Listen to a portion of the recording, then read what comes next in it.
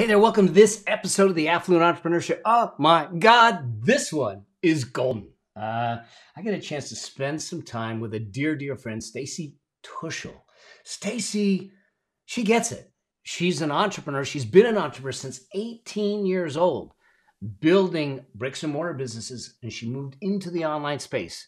She's built multiple seven-figure businesses, but she did it as a mom, as a wife, and as an entrepreneur making an impact, doing things. She's the author of the implementation code. And we talk about how do you scale in this, whether you're sitting here just starting out and you're trying to build wealth, you're trying to do this.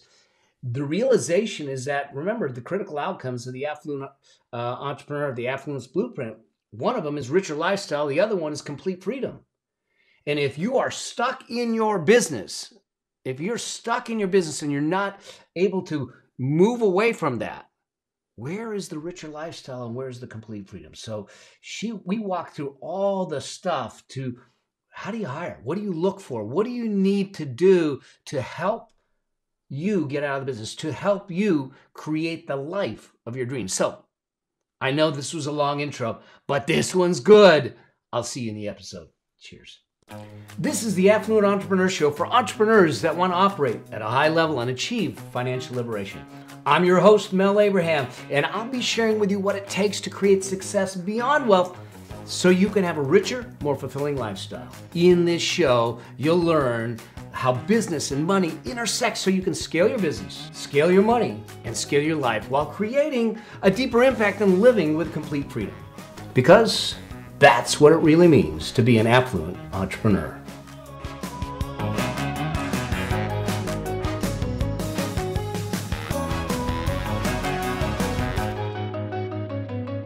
Are you looking to figure out this whole money game? Well, I got news for you.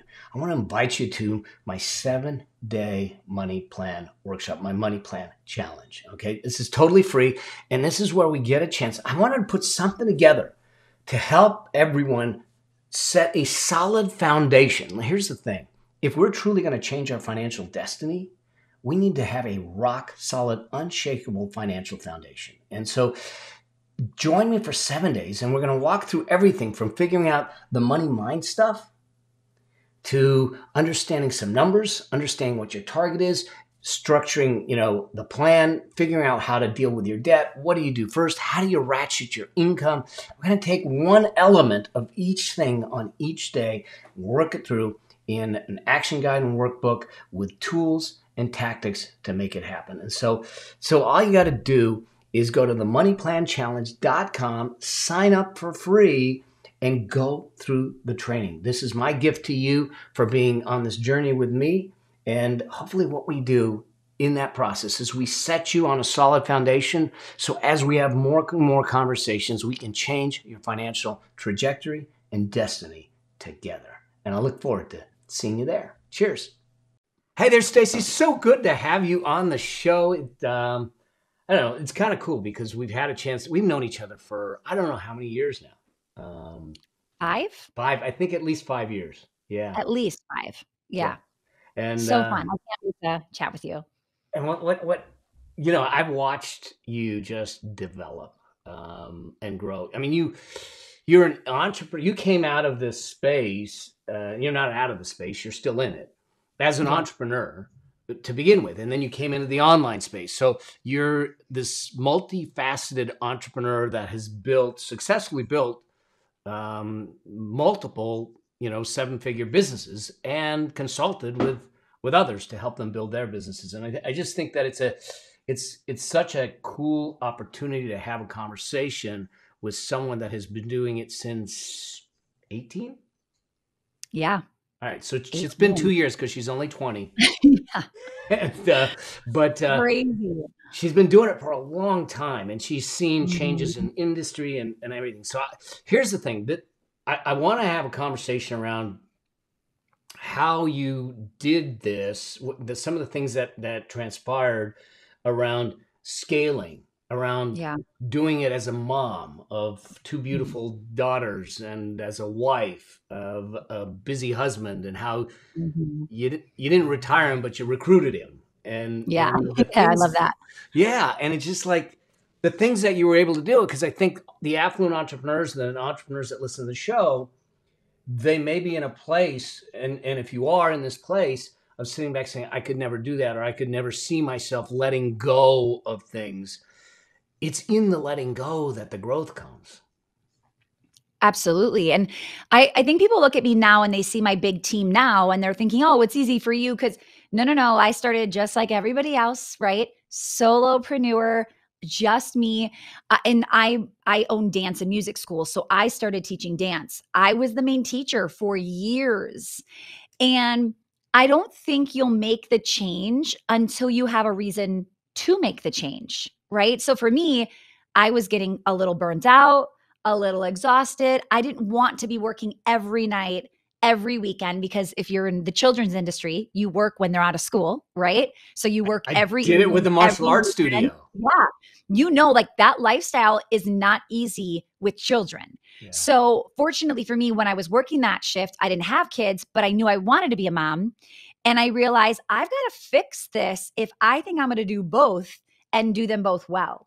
So my why was I want to be a great mom, but still run a very successful business. And that was the time I decided, okay, time to start to learn how to do this. I'm not a master delegator naturally. I have learned how to be really good at delegating, but it is a skill you've got to start to focus on. Now, did it scare you at first when you started delegating? Oh my goodness. Not only did it scare me, first of all, how am I going to pay this person? Right? Like that's the first thought of like, I'm not even paying myself. How am I going to pay this person? Right? So that one. And then what are they doing when I'm not there? You know, are they saying the things I would have said? Are they treating our customers the way I would treat a customer? That part definitely made me really nervous too. How do I make sure they're giving the same great experience? And then maybe a little ego of what if they're better than me? Oh, right? Yeah. So what did it take? What are the things that you did to start to allow yourself to move through that? Because it's a big deal. It's a big deal. Either that what if they're better than me? What if they're not as good as me? And especially for those that are trying to do stuff online and it's based on expertise, and you're going to hand over, because I know I struggled with it. I'm horrible at asking for help. You know, I mean, people force help on me. I'm great at trying to help, but and hiring someone or bringing in a contractor or bringing in someone, it was a challenge to let go. Yeah. I think the biggest thing, I'm a very visual person. For me to really truly believe sometimes, I like to see it, right? I like to see somebody else doing it to know that, and I know that's not always the best, you know, we should believe before we see, but a lot of times when I see it, I get really inspired. Like if they can do it, so can I. So I remember, you know, I would go to conferences, like in-person events, right? Really early on in my business career. And I would go to New York for 2 days and it would be really stressful money-wise. I'd have to, you know, I'd be texting my team all day.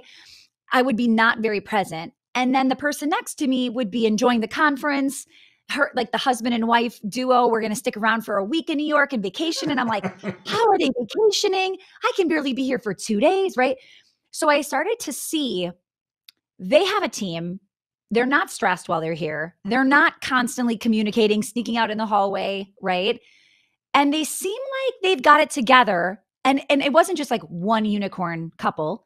It was lots, right? And what was funny was I was just this solo, you know, single attendee. My husband had a job at the time. And when I was really looking at the truly successful people, a lot of them were husband-wife duos. And it was because they really, truly had the freedom, right? Yeah. So they were able to do this together. And I started to look at that thinking like, wow, what if, you know, it took a long time for Kent to come home and work with me. But I think just even planting that seed of this could be possible one day was pretty exciting too. Yeah. That brings a whole nother dynamic, working with your spouse. I mean, yeah, I think that definitely would fire me in a moment. Well, okay. So even just like having the idea of like, I could never work with my spouse, or like, this is going to be hard, or people will think things like, I've heard working with the team is a nightmare, or I had a really bad experience with a contractor, I'm not going to go back there. Okay. Yeah. People say things like that all the time, and it's super dangerous because here's the deal. Yes, a team can be a nightmare if you don't know how to lead, if you don't know how to be really honest with your communication, right? Like there are so many things that could be difficult, hard, not fun. But that doesn't mean it would have to be in order for you to bring somebody on. I mean, I have never been happier and my team has never been bigger than it is right now. Wow. How big's your team, if you don't mind me asking? So in the brick and mortar, probably like 50-ish employees. Wow. Yep. And then in the online business, I think there are 14 full-time employees and then a couple of pretty consistent contractors we use, and then a few virtual assistants. Awesome. So substantial. It's substantial enough that it could be at least a headache. 100. Here's the thing. A headache can start with one person. Yeah. Right? Like, have you ever had the one contractor or one VA or the one employee where you're just like, oh my goodness, it'd be easier to fire them, right? Like, this is just crazy. So yeah, the bigger it gets, the bigger a headache it could be, or the more enjoyable, the less work on your plate that you don't want to be doing anymore, right? I can go on vacation and the team, like I went on vacation the first week in November and the team had a record week without me and we were not launching. Wow. That's what you're looking for. Absolutely. And they were like so excited. And, before like that ego would have been, what if they don't need me? And now I'm like, oh my goodness, they don't need me. Like that's exciting. The baby can right? walk. Uh-huh. Absolutely. So here, there's two things that I think that really are important. At one point I had a team of 30. Mm-hmm. It was bricks and mortar also that wasn't in counting the martial arts studio. So wow, okay. Martial arts studio was a different group, but it was still a team of 15 or so because of the instructors and everything. Because otherwise I was going to be there working my day job and then working from 4 to 8 at night and weekends, and I was a single dad, so I had to find a way. Jeremy was in the martial arts, but that also was a different dynamic, And so there's a couple things that I think come into play that I'd love to maybe touch on. One, when do you know it's the right time? And how do you make sure you hire right? What are the things that you look for and the things that you're doing to make sure that happens? Because, man, one bad hire can really burn you. Oh yeah, for sure. When is it the right time? I mean, yesterday. There's probably, most people listening are probably overworked, exhausted, they're hustling. There is probably a need for somebody on their team, right? Even if it's just one part-time VA, there is so much little stuff in the business that has to be done that truly anybody could do. And I mean like 16-year-old high school girl, like anybody could pick up some of these hours. I just think you need at least one person assisting you, or it means you are doing 100% of all the things, which means you're doing a lot of things that you shouldn't be doing in that space or in that time frame. The right people, it's massive, right? The right people, one right person or 6 wrong people. I mean, I'll take one right person all day long. Yeah. Those 6 wrong people could be messing things up so bad, right? And then here's the worst part is no one loves firing. No. So then you keep the bad people on the team because you don't want to have to like suck it up and have the hard conversation and fire them. So you keep them and they keep making things worse. Yeah. And then it affects the rest of the team. Yeah. And then the team loses confidence in the leadership. Uh-huh. Yeah. When you say when's the best time to hire, it's yesterday. When's the best time to fire somebody? Yesterday. There is most likely somebody on everyone's team right now that they should fire. We know it. I said that and somebody just thought of Sally, like, she's been slacking. Like you already know, the person. Yeah. It's just that hard conversation. I actually have to have a hard conversation, not with a team member, but with someone that is part of my circle of advisors, because I Mm, think I need to go a different direction. okay. And I've known them for a long time. And I go, Yeah. oh man. But in this case, this is my family's mission. This is my family's future. This is the legacy for Stephanie, for Jeremy, for Cammie, and for my little Yeah. granddaughter, Emily.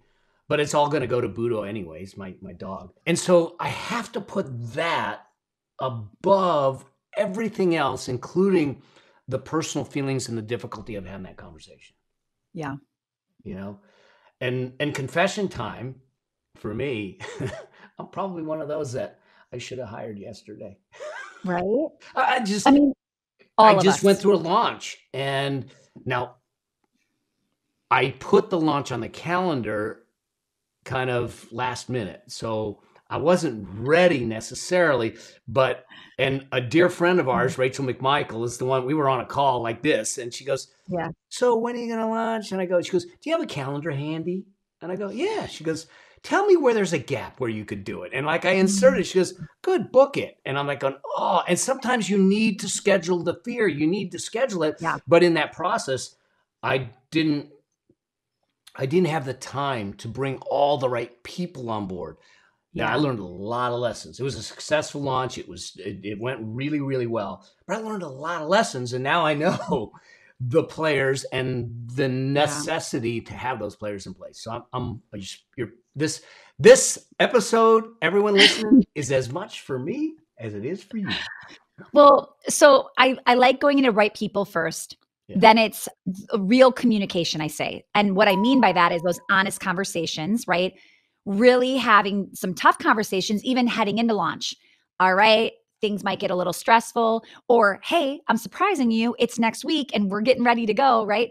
Really being open and honest, and then allowing them to communicate as well. Where do you need support? What am I missing? I came to my team this morning with a new idea, and I just said, like, what I'm saying to you is not final. I would love your opinion, your feedback. What am I missing? What am I not seeing?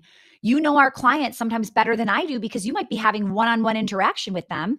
What are they saying that you know I'm missing the mark on? Like, let's do this together. So that real communication, it's not just you, the boss, shouting out orders. It's Yeah. let's do this together. Like, what are you seeing, with your advisor, with your Facebook ads manager, anybody? So it truly is a team on a Yeah, common mission. So absolutely. that brings me to another question. When you talk about hiring, how do your values get involved? Mhm. Yeah. So, values for me, they're this is how we've created my values. When I want to fire somebody, I think, what are they doing right now that is really upsetting me? Like, why am I not getting along with this person? I don't think they're a good fit. I started to come up with themes of, ooh, I don't like this. I don't like that. It's almost like I picked my frustrations and the opposite was my value. So, number one is integrity. I believe like you show up on time, you say you're going to get a project done, you better get that project done when you said you were going to get it done by, right?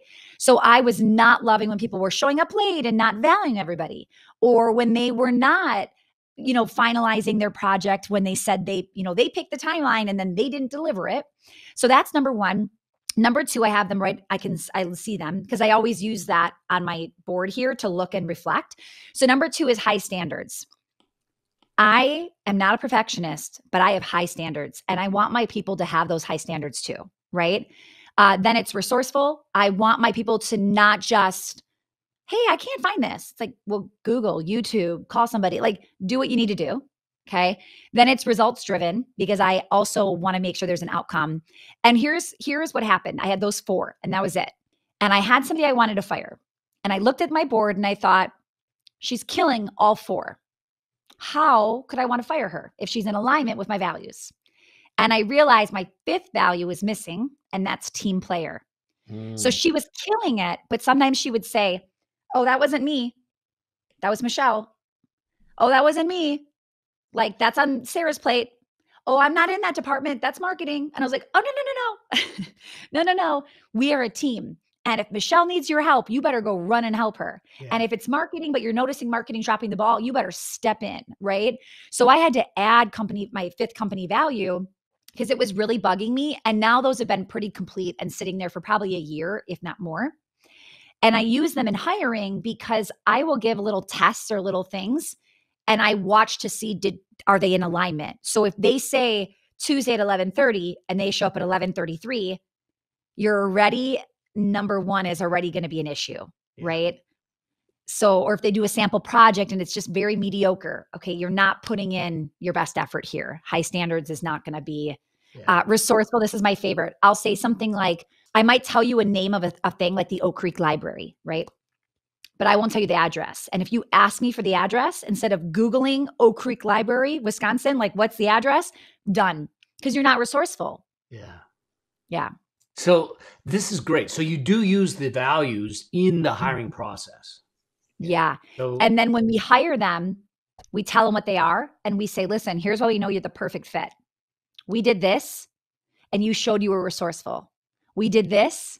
You showed you had high standards. We did this. And they're like, they almost feel like, wow. Because when you first hire somebody, a lot of times people are nervous, like, am I doing a good job? Do they like me? Like, am I a good fit? And we reassure them, you are a good fit. We knew that before we ever offered you the job. That's why you got the job. This is, oh God, I love this. I love it. I could geek out about this because for me, persuasion, influence, and bringing the best out of people, just it's so good because what you're truly doing, and this is something that my wife, Stephanie, and I have talked about because she builds teams and runs teams and everything. And this is what you did is you allowed them to step into an identity that this is who they're being and commit to that. And you know, one of the most powerful forces in human nature is to stay congruent with your values, with your statements, your beliefs, and that kind of thing. And so giving them the opportunity and validating that you would not be here if you didn't check these boxes. So let's take the questioning off the table. And out of integrity, our highest value, if we see something, I'll bring it to you. Right. Which is where the real communication comes in. Yeah. So we say to them, don't be nervous. Don't be afraid. I am not going to hide that I'm not happy with a situation. Like and we are very reassuring in the beginning of what we're loving. We like this and let's do more of that. And we're kind of showing them like what winning looks like and being very clear what winning doesn't look like, just to make sure people want to know what's expected of them. So having that is really helpful. Now, do you do regular team meetings? Yeah. So we actually do a weekly meeting. And every week we do actually, somebody shouts out, like, let's say, Mel, you shout out Sarah for being a team player, one of the 5 values, and you explain what team player looked like for Sarah last week. So Sarah gets recognized. The next week, Sarah calls on somebody else that she works with and calls on it on the value. They always have to state the value. So every week we're reinforcing our values and what winning looks like on this team. And then we, like, behind the scenes, we're giving them like a gift card to like recognize them as well. So for those of you listening, this piece is so huge because the other thing that you're doing is you're having your people looking for the good in other people. Yes. And it's easy. Look, we live in a world where we want to highlight the bad. The news does it. The social media does it. The media does it. Everyone does it. Your teachers are using red pens, all that stuff. Yeah. When do we start to look at the good and celebrate the good in people? I mean, there's so many studies that show that people will leave a job not because of the job. Yeah. And they want to be acknowledged. Yeah, for sure. We're going to do an annual meeting for the first time this year, really letting them like come into the vision and work with us. And we are doing some awards, and the awards we base off of our values as well. And the team will collectively vote on who they think has earned that. And that's big because when your entire collective team has picked you as the person who's amplifying what, whatever that is, that's pretty amazing. That's so cool. So good. I want to shift this, not too much, But you started out saying, I know that I want to be a mom Mm-hmm. and I need to do things differently, because if I don't, I might be a mom, but I'm not going to be a good mom. I'm not going to be a good Yeah. wife. I'm not going to, my life is going to be different. So by being able to get these things in place, how has that changed your life? Because Mm-hmm. in the end, the reality is that we're all trying to create a life. We're trying to impact lives, but we're trying to Yeah. create a life, not a living, but a life for ourselves and the people we love. Mm-hmm. Yeah. I mean, like tonight, my one daughter is actually going to be dancing at my studio. Now, that could be really easy to say, well, she's there for 2 hours. I could just pick up 2 hours worth of work there, right? But during that time, we're going to drop her off. And then my husband and I are going on a date night for dinner. Oh, And then we're coming back to pick her up. And like doing that is showing them, everybody involved, that my family is more important than the job. yeah. And just, I think the action speaks so much louder than words. And to me, we go back to the values. I tell Mhm. people, I said, don't tell me what your values or priorities are. I'm just going to watch your feet. I'm going to watch what you do, Mhm. because Yeah. that's going to tell me the truth about what's important, what your values are, what's a priority. And you may Mhm. tell me that it's a priority to get in shape and lose weight while you're stuffing your face with Twinkies. And I go, it's not. I mean, I hate Mhm. to say it, it's just not. And Yeah. so I agree. I used to tell the teachers at the karate school, I said, our students will learn more from watching what you do than what you say. And Yeah. it becomes really important on how you step foot. We're a community school just like you are.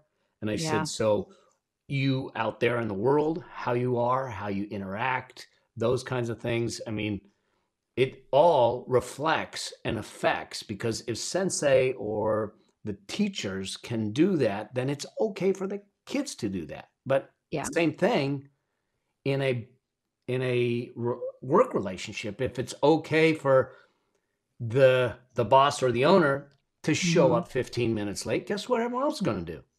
Absolutely. So Yeah, that's funny too, is we get to be the leader, not just, for our family, but we get to show other people what boundaries look like.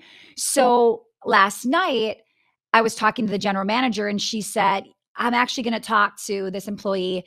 She emailed back a parent at 12:20 in the morning and she copied me in. The email was beautifully written. It was perfect. She's ending she's turning around a bad situation that now is really good. But what I need to talk to her about is, why are you emailing at 12:20 in the morning? Why are you not shut off? And you're at home, you should be at home. You shouldn't be working, right? So really, and it kind of shows too, we're not trying to be workaholics here. We're not trying to pay you for 40 hours or 60. We're not trying to pay you for 40, but while you work 60, we're trying to say we have work-life balance and we want you to have work-life balance too. yeah. Did that come naturally to you? Or was it No. something that you struggled? Yeah. Okay. Yeah. I mean, I was the person who would put my kids to bed and then go in the office or in my bedroom with my laptop and type. And at some point, I remember Tanner, my oldest, like when she was old enough to walk, she'd come over and flip my laptop down and she'd say, no more work. Right. And I'm Oh, like, like that kills you. Right. So that was when I said, okay, now they're seeing it. This laptop has to stay in my office, even though I can easily pick it up and put it wherever. It does not leave my office ever. so good. I mean, look, Jeremy did the same to me. He drew a picture. I'm like going, oh gosh. Um, because here's the thing. I'm confessing to you, Stacy. I was a horrible boss at one point. Mhm. We had a firm. Now I was going through some personal things back then, and we're talking. This is going to age me. So we're talking nine, 19. Let's call it 1990ish. And I had a firm, and I didn't know this, but I kind of turned over a new leaf. I realized the error of my ways. I came in Mhm. basically looking at them and saying, "You work for me." And it was so bad. It was horrible. It was horrendous to the point, I can't believe I'm saying this. I've never done this publicly, that I found out later on that the receptionist would put a different colored Post-it note on her computer screen so people would know what kind of mood I was in. No. It was Oh my goodness, horrible. no. I'm like going, why didn't someone say something? We didn't think you'd Mm. listen. And I was like, gonna say, right, were you in a place to maybe take it? Because there was times when I would not have taken the constructive feedback. There's no way. yeah. And yeah, I probably wasn't in a place. And I Yeah. think that it actually was a dear friend who saw an interaction and said to Mm. me, hey, let's talk. And, Yeah. good on him to call me out. And that's when I go, Mhm. I never really thought about it that way. And I mean, it completely turned and transformed the relationship with my whole team and the staff and everything. And now I look at it and I go, our jobs as leaders, our jobs as owners of businesses, entrepreneurs, yes, is to help our customers or clients. But daggone, our team is one of the most important things to serving that cause. And that means that our job is to develop them. Our job is to nurture them. Our job is to support them and Yeah. and allow them to grow. And it took a while. I mean, it took a while for me to all of a sudden realize that and then repair the damage that I Yeah. did. Yeah. Absolutely. Wow. Well, and one of the things that I always teach is like repeatable systems. You hire somebody and then you think, well, figure it out. Like, this is what I hired you for.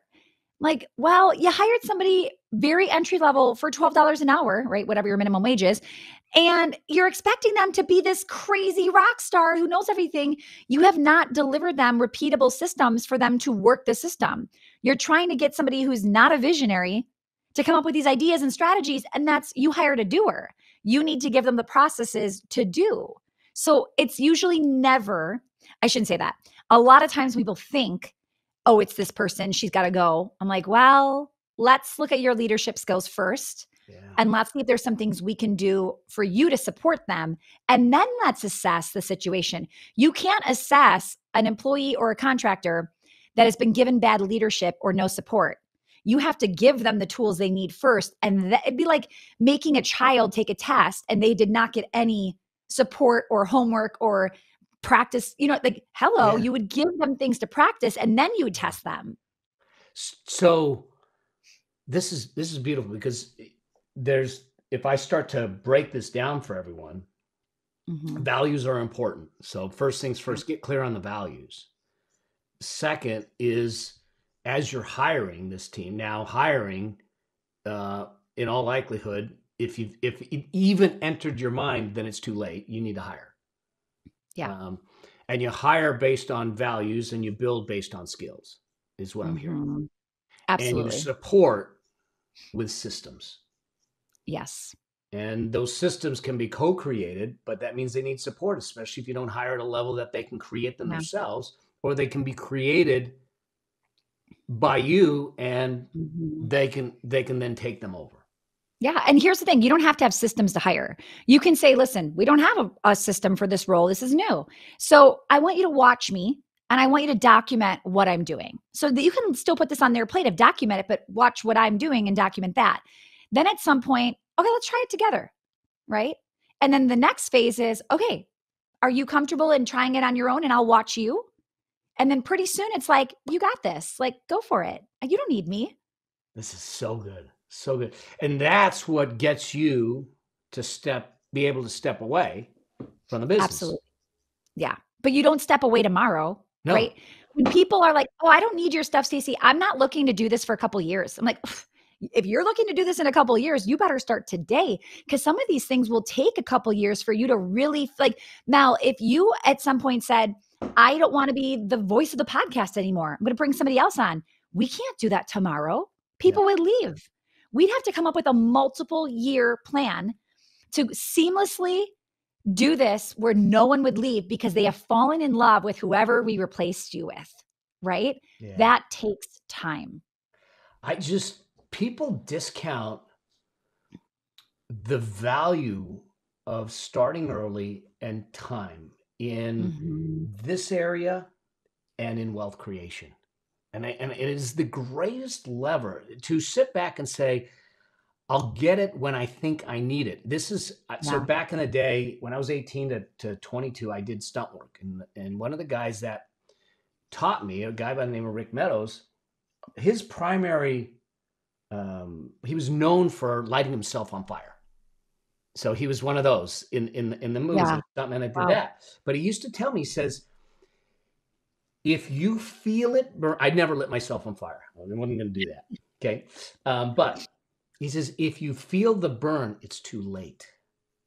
Oh, wow. And it's the same thing with this hiring, with scaling, with investing and wealth creation. If you feel the need, it's too late. We should have done it. Now, granted, we can't take back time. We got to do it now. And we got to be smart about it. And Stacy's given us at least a little bit of a pathway to do this. Yeah. But I think it's important for us to look at things, and it's not going to be comfortable because you're not used to it. You're not trained in it. But that means, like what you just said, and that's what triggered me, is that we need to prepare for it. So what are you reading? Who are you getting trained by? What are you listening to? What are you doing to skill up your leadership skills? You're the greatest, and this is coming from a left brain accountant, but the greatest skill I believe that we could ever nurture is our skill of communication. Because with it, we can change societies, we can change businesses, we can change minds, we can change directions. Without it, we're at a standstill. Yeah. Well, you make a good point too, of like, what books are you reading, right? Who are you listening to? Who are you getting coaching from? Who are you modeling? What businesses are you trying to copy that you like their model, right? So I know you, Mel, and I know how you teach people. And I know you are so much more than just like, let's make money and hustle and all the things, right? But some people listening are following certain businesses that they actually don't want to model, but they are so consumed by what they're doing. And you've got to be careful, because if you're not modeling the business you really truly want to step into, you want to double check what books, what podcasts, what coaches, all the things. Yeah. We have another friend that I know that actually went down the path of following someone else's business, hired a bunch of people, and then realized, I don't really want a big team. I know. And he had to restructure again. And so I think that it's, along with those values, is deciding, what is it going to look like for you? What do you want it to look like? What do you want your life to look like? What do you want it to feel like? Because without that, you do potentially follow a path that's good for someone else, but it may not fit for you. Absolutely. You decide what number you're shooting for this year. How many people feels good on your team? It might be one part-time VA. It might be 3 people is like your sweet spot. You don't have to have 20 people, 30 people, like all the things, right? You have to decide, what do you want this business to look like? And we're all at different ages, different seasons, different stages. You just really have to look at the options out there and then figure out your right fit. Do you, speaking of that, because I know you said you're going to have a team-wide meeting. Yeah. So you are going to allow them in on your ultimate vision and enroll them in this. Is this the first time you're going to do that? This is our first annual meeting. Okay. We do leadership meetings quarterly and monthly, but just with the leaders. And we survey our people. We get, we dig in, we get, real communication, right? And one of the biggest things that we heard from people not on leadership was, I feel like we're always being told what the vision is and what's happening, but it's already like done deal. We're moving forward, and we'd love to be in the conversation or in the room to help strategize. I'm like, okay. That was one of the reasons we said, let's do an annual meeting. And not that the whole team is collectively going to pick our top 3 goals, but I'm going to listen to what everybody has to say. and really take that into consideration before we finalize. So, because I like this, because sometimes people just want to be heard. They Even do. if they don't, we don't go that, because you're the entrepreneur, you're the owner. You're going to take it Yeah. the direction that you believe. But as long as people are heard, they've had the chance to speak. This is one of the things that I think society's struggling with today, because Yeah. in this idea of cancel culture and shutting people down, where's the dialogue? Let's have the dialogue. Allow people to be heard without judgment, without beating people up, because Yeah. they might just have a perspective. They go, oh, I didn't think about that. Yeah. And it shifts Well, everything. there's one personality who wants to be heard, but there's some of your people that they don't want to talk. They just want to listen. Yeah. And they like, think about it. We might be thinking or brainstorming about something forever. And then we spit it out to them in 30 seconds. And they're like, wait, what's happening? What's like, they can't even catch it. Right. Yeah. But if they were in that meeting where all your thoughts were happening and saying out loud, they might not have any input and want to say anything, but they might just appreciate being in the room to listen and to hear it. And like you said, get enrolled in the vision faster. Yeah. Well, and I think you then acknowledge the importance of them as a team member. Yeah. You know, they matter. Yeah, they matter. So, God, I could keep talking about it, because I think this is so important for someone that's trying to find that richer lifestyle, for someone that's trying to find complete freedom, as we talk about in the Affluence Blueprint. It's just, without this, you are the treadmill entrepreneur. You are running, you are doing the things, you're putting the kids to sleep and then getting in bed with the laptop and everything. And that's not what we're in business to do. I mean, there's times where you have to be focused. There's times where it's going to be intense. But so I'm inviting everyone to sit back and start to look at how you want to do business, how you want to do life, and know that even though our egos tell us maybe they don't do it as good as us, or maybe they do it better than us, either one, we need to bring people in. This is why it bugs me when someone says, I'm self-made. No, you're not. You're not. Because one, to me, self-made, that disrespects our customers, because without the customers, you wouldn't be made at all. Great point. And most people with great businesses, referrals are the number one way we explode. And you're really saying you did it. And a lot of times you might have one amazing customer telling everybody about you. Yeah. So, give credit where credit's due, and know that this is all, we can, rising tide raises all ships, all those things. And there's a gift. I'm going to ask you one other question here. Yeah. What is it like for you when you see a team member excel? I mean, so I am a coach, right? You are a coach. The feeling of watching a client get success, like say, oh my goodness, your program did this. That happens in the business with our team, right? At a totally different level, because we get to win together. Yeah. And that's exciting, is to go, yeah, this might be my business, but it's really our business and you're a part of it right now. What do you want? One thing really cool we're doing next week that we've never done before either.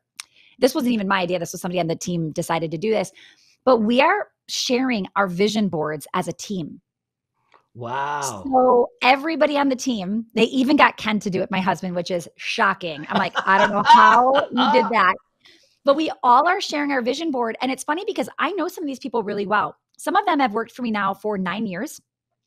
And I have no idea what they're going to put on their vision board. Wow. And it's like, how well do you really know some people sometimes? You might know them in a work environment, but what are they after? What are their goals? How can I help them achieve some of those things on that vision board? Gosh, because now you can reward to the vision board. Yep. You've given them an identity when you bring them in. You give them the pathway to communicate and feel valued and to grow. And now you understand their personality, their vision, their dreams, and you can look for the opportunities to feed those. I mean, it's genius. It's amazing. Okay.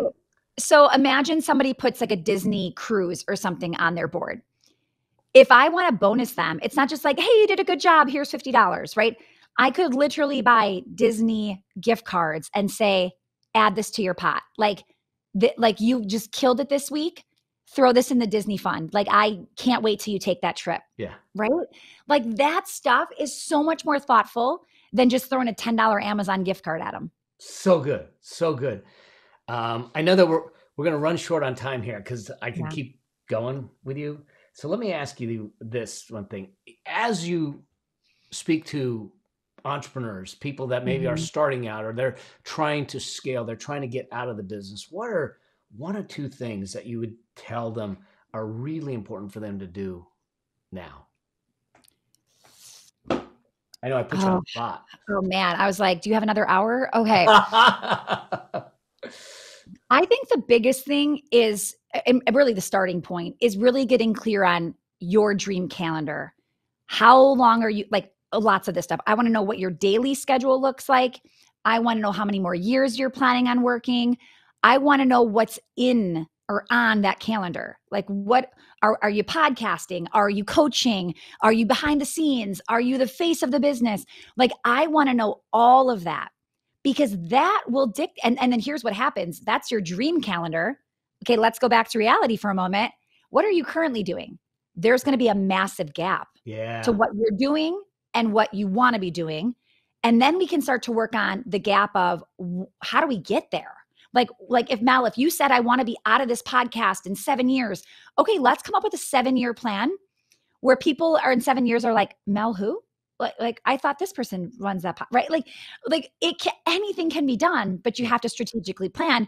But it will matter what the projects are and what the time frame is. Because if you told me I got to sell this business, in a year, it's going to look very different. Very different. Very different. Yeah. So, and guys, Mel isn't leaving the podcast. I shouldn't be. No, I'm not. I'm not. This is all new. This is the new show. Everybody right now. They're going, what? Yeah, let me introduce you to the new host, Stacy. Oh my goodness. I should use a better example next time. That's okay. That's okay. Yeah, I'm not going anywhere, people. I enjoy this too much, and I think that the world needs it too much. So, I'm here. Let me. You've got Foot Traffic Academy. I mean, you've got so much going on. Your book, which I have here, the implementation code. If you don't have it, you got to get it. It's incredible, and I love the subtitle, Unlock the Secret to getting it all done. So good. So thank you. Yeah, I would say the best place is the podcast. Come on over to the Foot Traffic Podcast and check it out. All right. Yeah. She's great. And I've watched Stacy grow beyond what she did before I knew her. And she gets it. She gets the role of an entrepreneur. She gets the role of a parent, a partner, a team member.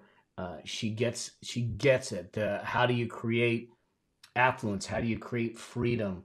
And she is definitely someone to follow, because she knows how to do it. She's been through the ringer at times, and she's come out on the other end just shining. So Stacy, thank you so much for joining I was just selfishly so excited to hang out with you today. I was on cloud 9. So thank you. I appreciate you. I appreciate your friendship so much. Like, I just love hanging out with you. Oh my gosh. Anytime. Anything you need, you let me know. Thanks, Stacy. Thanks, Mel. Thank you for being a part of the Affluent Entrepreneur Show with me, your host, Mel Abraham. If you want to achieve financial liberation to create an affluent lifestyle, join the Affluent Entrepreneur Facebook group at melabraham.com/group. And I'll see you there. Cheers. Bye.